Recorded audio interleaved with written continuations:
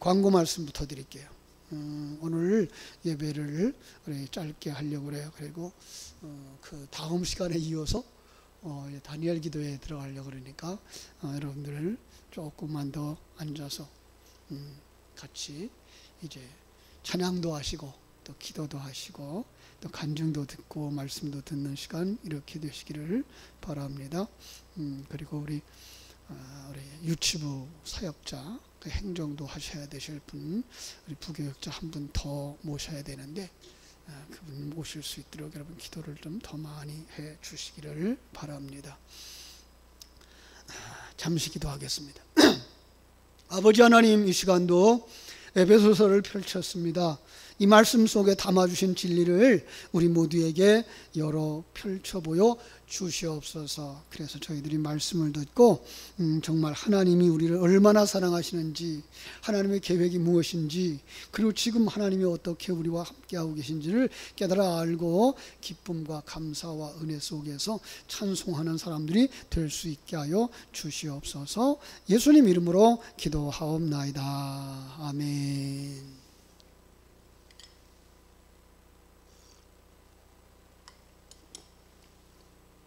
지난주에는 에베소서 1장 1절 2절을 가지고서 은혜와 평강이 너희에게 있을지어다 라고 하는 말씀을 같이 나누었습니다. 그렇습니다.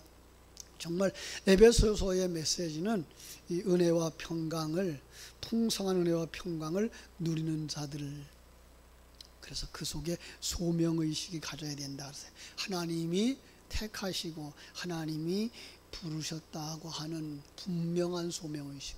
하나님이 나를 택했다라고 하는 것, 나를 부르셨다라고 하는 것 뿐만 아니라 그 속에서 그리스도 안에서 삶이 은혜와 평강이다라고 하는 거예요. 그게 누려지느냐? 하나님과 하나 되어지고, 그죠? 성도들이 하나 되어지는 그 속에서 가능하다라고 말씀을 나누었습니다. 1장을 참 여러 번 설교하신 분들이 있다 그러면서 저는 그렇게 하기보다는 전체적인 맥락에서 말씀을 나누겠다 그랬고요. 그래서 1장을 두 부분으로 이렇게 나눌 수가 있는데요. 3절부터 14절까지가 찬양의 부분으로 이렇게 크게 나눴어요. 오늘 그래서 제목을 찬송하리로다 라고 말씀을 정했고요. 그 다음에 15절부터 이제 23절까지가 기도의 부분이에요. 바울 사도가 직접 그 에베소 교회를 향하여서 했던 기도의 내용을 통해서 우리가 정말 교회를 위해서, 다음 세대를 위해서, 우리 자신을 위해서 어떻게 기도해야 될 것인가는 다음 시간을 살피면서 오늘은 이렇게 찬양하자라고 하는 말씀을 같이 나누려고 하는 것입니다. 3절 다시 한번 읽을게요. 찬송하리로다. 하나님 곧 우리 주 예수 그리스도의 아버지께서 그리스도 안에서 우리에게 속한 모든 신령한 복을 우리에게 주셨다. 그렇죠? 찬송하리로다라고 쉽게 이렇게 시작합니다. 이 본문을 조금 쉽게 설명을 하면 이래요. 찬송합시다. 하나님을 찬송합시다. 하나님 곧 우리 주 예수 그리스도의 아버지께서 예수 그리스도 안에서 하늘에 속한 모든 신령한 복으로 우리에게 복 주셨기 때문에 우리는 하나님을 찬송하는 것이 맞습니다. 이렇게 말하고 있는 거예요. 여러분, 찬송해야 될 이유 알 수 있죠? 우리 한번 같이 따라서 합시다. 찬송합시다. 신령한 복을 주신 하나님을 찬송합시다.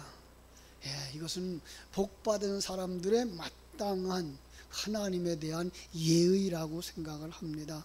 찬송을 힘차게 부르면 세상에서 얻을 수 없는 복을 주신 하나님께 정말 무엇이 복인지 알게 되어지고 또 그 속에서 하나님과의 관계가 더 돈독해질 줄로 믿습니다. 우리 성경은요 3절부터 14절이라고 이렇게 1절 2절 해서 9절로 나누어져 있지만 실상은 이게 한 문장이라는 거예요. 놀랍죠? 얼마나 바울이 감격했는지 하나님에 대해서 은혜와 평강을 빌어준 다음에 우리 찬송합시다. 그래놓고 그 찬송해야 될 이유를 딱 생각하니까 그냥 줄줄줄줄줄 한 번에 끊이지 않고 문장을 써내려간 거예요. 너무나 감격해서, 너무나 받은 복이 커서. 여러분, 성도들의 삶은 이래야 되지 않겠습니까? 우리들의 찬송이, 우리들의 마음이 이래야 되죠. 하나님의 은혜 감사합니다 그러면 감사의 내용들이 줄줄줄줄줄 생각나는 사람들 되어줘야죠. 그죠? 감사에 감사하라 그랬으니까 감사의 이끌들이 줄줄이 나오는 거죠. 그 속에서 우리의 생활 속에 하나님의 역사하심이 생각날 때마다 그것들을 감사할 수 있는 거죠. 물론 이건 육적인 것들을 세상적인 가치관으로 판단해서 나오는 찬송은 아니고요, 영적인 복인 것을 알 수가 있습니다. 이 영적인 복이라고 하는 이야기는요, 정말 하나님께로부터 왔다는 거예요. 뿐만 아니라 하나님과 관계 속에서만 이루어질 수 있는 복이라는 거예요. 물론 하나님을 떠난 자들은 누릴 수 없는 복이죠. 그죠? 그러니까 우리가 이 찬송의 내용을 쭉 한번 살펴보았듯이 뭐예요? 이 속에서는 정말 하나님께서 자기 백성들을 구원하시려고 하는 그 큰 은혜를 이렇게 담고 있는 거예요. 그리고 그 성도들에게 임하게 되는 그 하나님이 주신 하늘의 그 신령한 복을 성도들이 풍성하게 받을 때 어떻게 돼요? 구원에 이르게 되는 거죠. 그거 볼 때 마땅히 찬송해야 된다라고 말씀하는 것을 볼 수가 있습니다. 바울은 복받쳐 오르는 이 감격, 여러분 어디서 느끼고 있는 거죠? 에베소서를 무슨 서신이라 그래요? 옥중 서신이라고 그러죠. 예. 감옥에 갇혔어요. 감옥이요, 우리가 생각하는 이런 호텔식 감옥이 아니에요. 요즘은 감옥도 얼마나 좋은지 모른대요. 참 감옥에 들어간 사람들이 정말 정신개조하고 철이 나서 범죄하지 않도록 만들어지는 것 중요한데 너무나 잘 해주는 것도 참 이상하다 생각이 들어요. 그런데 그 당시의 감옥은요, 그렇게 좋은 것이 아니었어요.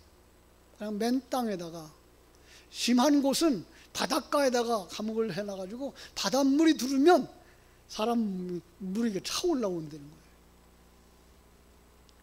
근데 그 속에서 지금 이 바울은 뭐 하고 있는 거예요? 비록 감옥에 갇혀 있지만, 비록 먹는 것이 만족스럽지 못하고 자유가 구속되어져 있지만 그 속에서 하나님이 나와 함께 하셔. 하나님이 나와 함께 하셔. 이 모든 것들은 나를 하나님의 사람으로 만드는 그 과정 속에 꼭 필요하셔서 하나님이 주셨을 거야. 이 일로 말미암아 나뿐만 아니라 또 다른 사람들에게 하나님의 능력이, 하나님의 은혜가 전달되도록 하시는 하나님의 방법이실 거야를 생각하니까 그것도 감사한 거예요. 이 믿음은요, 이 바울에게만 있었던 건 아니에요. 다니엘서에 우리 가보면은 사자굴에 던져진 세 친구 있죠. 다니엘의 세 친구, 그죠? 사드락과 메삭과 아벳느고. 아니 그 풀무불, 용광로예요. 용광로, 풀무불이라는 건 풀무의 펌프질하는 거죠. 바람을 그냥 저절로 타는 불도 아니고 펌프질해서 불이 활활 타, 불의 온도가 높아지는 거죠. 뭐 하려고? 쇠를 녹이려고, 쓰려고. 근데 그 속에다 이 사람들을 접어넣은 거예요. 근데 거기서 배회한다고요. 왔다 갔다 한다고. 누구와 같이? 한 사람 또 있어요. 예수님과 같이. 그들은 알았어요. 정말 하나님이 함께 하신다는 사실. 어디서나 하나님이 함께 하셔요. 여러분 믿습니까? 예, 직장에서 일할 때 하나님이 함께 하시는 정도가 아니에요. 예배당 안에서 함께 하시는 정도가 아니에요. 우리의 삶의 모든 형편 속에서 하나님이 함께 하신다고, 하나님이 나와 함께 하셔서 나를 하늘나라 백성으로 만들고 계시다고 하는 사실을 깨달아 알 때 내 영혼이 찬송하노라예요. 그래서 여러분도 찬송합시다 라고 권하는 거죠. 여러분들은 이런 신앙의 감격을 가졌던, 그 감격했던 적이 언젠가요? 있긴 있었어. 그런데 잊어버렸어.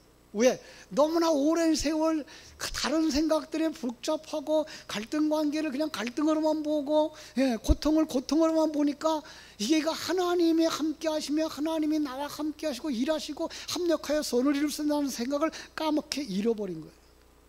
코로나19 때문에, 경제적인 긴장 때문에, 건강이 조금 나빠졌기 때문에 그런 걸 다 잊어버리고 살아가는 건 너무나 많아요. 여러분, 어제 다니엘 기도회 간증했던 자매 이야기를 들으셨죠? 처음에 암에서 고통당했다고 하는 이렇게 타이틀을 보고서는 낫는가 보다 그랬어요. 근데 지금도 암으로 그 86차 치료를 받았다 그럴 정도니까, 아니 암이 발생되어져 가지고 뭐 8년이라 그랬나요? 8년의 세월을 지금 살고 있는 거예요. 다 나았다가 도로 재발해서 그 재발한 상황 속에 치료하면서 그 과정 속에서 그는 하나님이 주인이셔요. 그 고백을 하고 사는 거예요. 내 몸이 아니고요, 주님의 몸이에요. 주님이 달라 그러시면 드려야죠.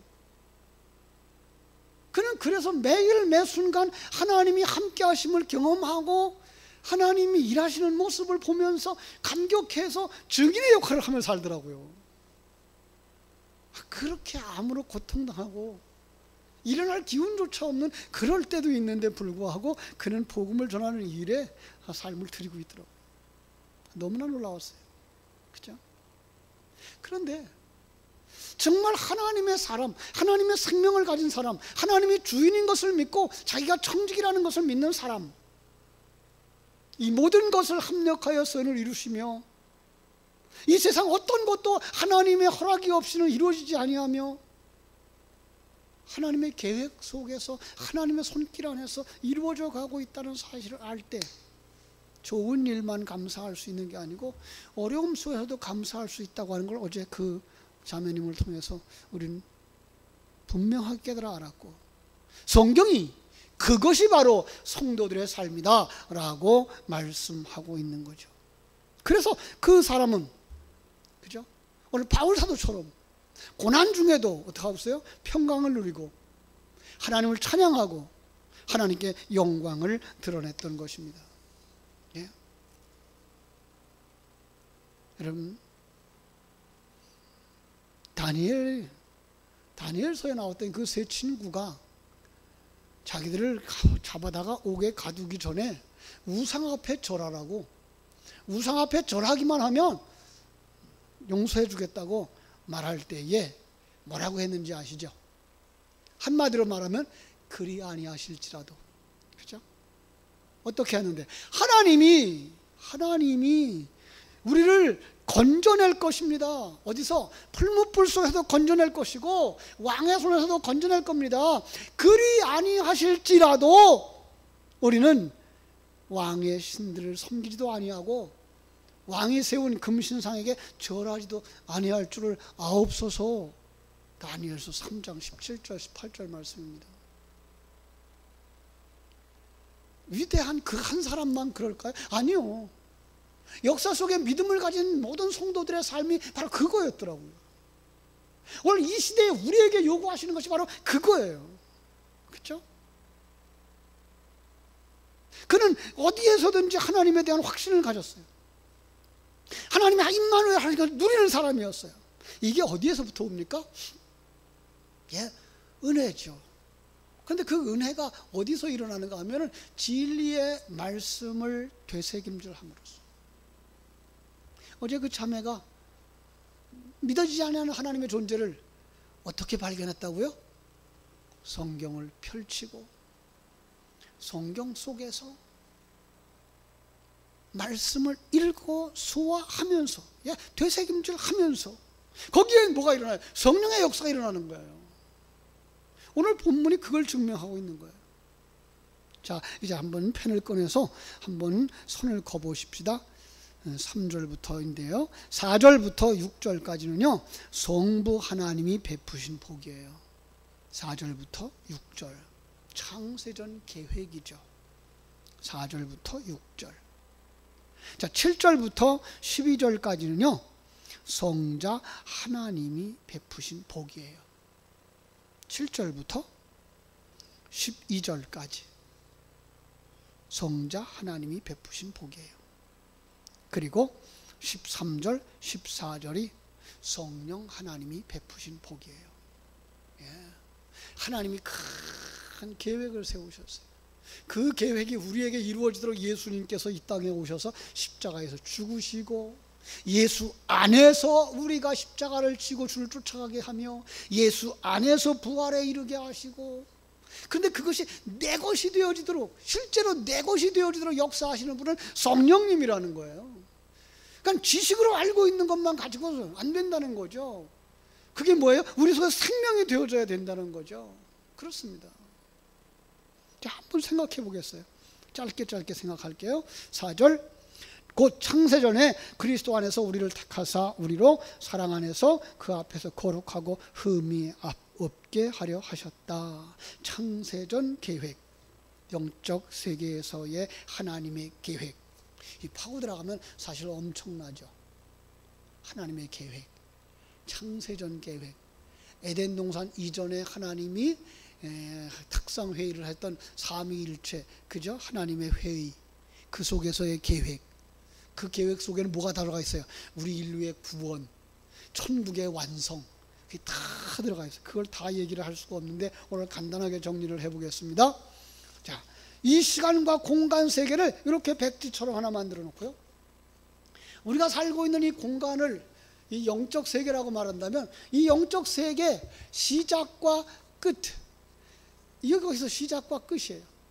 이건 시간의 시작과 끝, 역사적인 시작과 끝이 이만큼밖에 안 되고, 우주가 뭐 10억 광년이다 20억 광년이다 그러는데 몇십억 광년 되어지는 그 우주가 여기서 여기밖에 안 되는 거예요. 그 속에 여러분은 얼마만큼 클까요? 여러분이 차지할 수 있는 공간은 보이지도 않을 거예요. 자, 그런데 놀라운 것은 하나님께서 그 속에 여러분들을 태어나게 하시고, 여러분들이 지금까지 살아오게 하셨고, 남은 상에도 살게 하시면서 그 속에서 하나님의 사람으로 완성시켜갈 큰 계획을 만드신 거죠. 여러분, 하나님의 계획은 얼마나 놀라운지 몰라요. 그렇다고 해서 우리 하나님께서 섭리하시는 하나님의 계획 속에 살아간다 그래서 그럼 뭐 오늘 밥을 뭘 먹을까 또 하나님이 계획했느냐, 그런 건 아니에요. 그건 자유의지 속에다 맡겼어요. 그런데 그 자유의지까지도 하나님이 은혜 속에 택하고, 은혜 속에 예배당 가고, 은혜 속에 거듭나고, 은혜 속에 성장하도록 하나님이 역사하신 거예요. 그렇죠? 그래서 그 하나님과의 우리와의 관계를 뭐라 그래요? 그는 창조주고 나는 피조물이라는 거예요. 그는 아버지고 나는 아들이라는 거예요. 예, 그는 목자고 나는 양이라는 거예요. 이 관계 속에서 우리는 하나님이 얼마나 크신 사랑과 얼마나 놀라우신 배려를 가지고 우리에게 다가오시는가, 그걸 묵상할 때 찬송할 수밖에 없는 거죠. 그 대표적인 찬송 하나 해볼까요? 시편 23편이죠. 다윗이 그 많은 과정들을 거쳐가면서 뭐라 그래요? 여호와는 나의 목자시니 내게 부족함이 없으리로다. 그가 푸른 초장 맑은 물가로 나를 인도하시는도다. 그 인도하심의 목적이 나의 영혼을 소생시키는 거예요. 하나님의 영광을 위하여서요. 뿐만 아니라 사망의 음침한 골짜기를 다닐지라도 해를 두려워하지 않게 하신 것은 지팡이와 막대기 말씀이에요. 지팡이와 막대기로 나를 안위하시기 때문이다. 여러분, 그것을 다윗만 느낀 것이 되어지면 안 돼요. 내가 느낀 것이 되어져야 되죠. 그래야 그 하나님이 나의 목자가 되시고 나의 아버지가 되시고 나의 하나님이 되시는 줄로 믿습니다. 두 번째로 예수 안에서 누리는 구속의 복을 이렇게 설명하고 있습니다. 그렇죠? 7절부터 12절의 말씀까지. 그 예수 안에서 이 복을 어떻게 누려요? 예수 안에 들어가야 누리는 거예요. 아니, 예수님이 우리 안에 들으셔야지 누리는 거예요. 그렇죠? 그래서 요한복음 15장 7절은 너희가 내 안에 거하고 내 말이 너희 안에 거하면, 그렇죠? 내 말이 너희 안에 거한다. 그런데 예수님 어디 계셔요? 그러면 다 말하죠. 예수님 내 안에 계셔요. 그죠? 그러니까 예수님이 내 안에, 내가 예수님 안에, 그럼 뭐예요? 예수님과 내가 하나 되어지는 그 관계 속에서 누리는 거죠. 그래서 그 진리의 말씀을 어떻게 받아들이라고요? 요한계시록 3장 20절, 내가 문 밖에 서서 두드리노니 누구든지 문을 열면 내가 그에게로 들어가 그로 더불어 먹고 그는 나로 더불어 먹으리라고 말씀을 하셨죠. 예수님을 영접하는 것으로 표현했어요. 그런가 하면 그 영접이라는 말을 요한복음 1장 12절에 또 말하고 있죠. 영접하는 자, 어떤 사람이요? 그 이름을 믿는 자들, 하나님의 자녀가 되신다고 말씀했잖아요. 그 말씀이 어떻게 내 안에 들어와요? 에스겔서 37장 9절에 보니까 하나님께서 에스겔에게 마른 뼈들이 들비한데 저게 살겠느냐 그러더니 뭐라고 말하라 그래요? 생기야 사방에서 와서 이 죽임을 당한 자들에게 들어가라 선포하라 그래요. 그래서 에스겔이 선포했어요. 그랬더니 생기가 들어가는 거예요. 뭐예요? 설교 말씀이에요. 설교 말씀을 들음으로, 믿음으로 예수님이 내 안에 두르시게 되는 거죠. 그죠? 오늘 7절은 뭐라고 말하죠? 우리는 그리스도 안에서 그의 은혜의 풍성함을 따라 그의 피로 말미암아 속량 곧 죄 사함을 받았느니라. 구속의 은혜는 예수님께서 성도 개개인에게 직접 현재적으로 역사하시는 사건인 줄로 믿습니다. 그래서 그 예수님을 내 마음속에 모시고 살아가는 사람들이 되어야 돼요. 매일매일 어떻게? 진리의 말씀으로, 영으로 여러분의 삶은 주님과 함께 이렇게 동행하는 삶이 되어지기를 주님의 이름으로 축원합니다. 세 번째로 찬송해야 될 이유 뭐죠? 성령으로 말미암아 주어지는 영적인 축복이기 때문이다. 첫 번째는 뭐예요? 성부 하나님의 창세전 계획. 두 번째가 뭐예요? 예수 그리스도로 말미암은 구원이 우리에게 이루어지기 때문에. 세 번째는요, 성령으로 말미암아 주어지는 영적인 축복들 때문에 우리는 찬양을 해야 된다라고 하는 거죠. 자, 13절 14절 읽고 이제 다니엘 기도회로 들어가도록 하겠습니다. 13절 14절 같이 읽겠습니다. 그 안에서 너희도 진리의 말씀 곧 너희의 구원의 복음을 듣고 그 안에서 또한 믿어 약속의 성령으로 인치심을 받았으니 이는 우리 기업의 보증이 되사 그 얻으신 것을 속량하시고 그의 영광을 찬송하게 하려 하심이라. 아멘. 그렇습니다. 하나님께서 성령으로 여러분에게 인치셨어요. 인친다는 게 뭐예요? 도장을 찍는 거예요. 성경의 그 역사 속에서 이 도장을 찍는 건 내 거야 라고 하는 소유예요. 여러분들을 어떻게 하신다고요? 하나님이 너는 내 거야, 너는 내 자녀야 인치신다고 말씀하는 거예요. 그죠? 나는 하나님의 인침을 받은 자구나, 이 확신이 있어야 돼요. 이 요한계시록을 잘못 해석하시는 분들이 666의 표를 받지 마라 그러는 말들을 자꾸만 하고 있는데 666의 표들은 이미 다 주어졌던 거예요. 언제? 타락했을 때, 사단에게 속았을 때 다 사단에게 속했던 거예요. 그런데 이제 성령 하나님이 예수 그리스도의 복음을 가지고 우리 안에 들어와서 뺏어가는 거예요. 그래서 우리의 이마에는 이미 예수 그리스도의 인이 맞은 거란 말이에요. 예, 내가 하나님의 자녀라고 하는 것, 그걸 뭘로 깨달아요?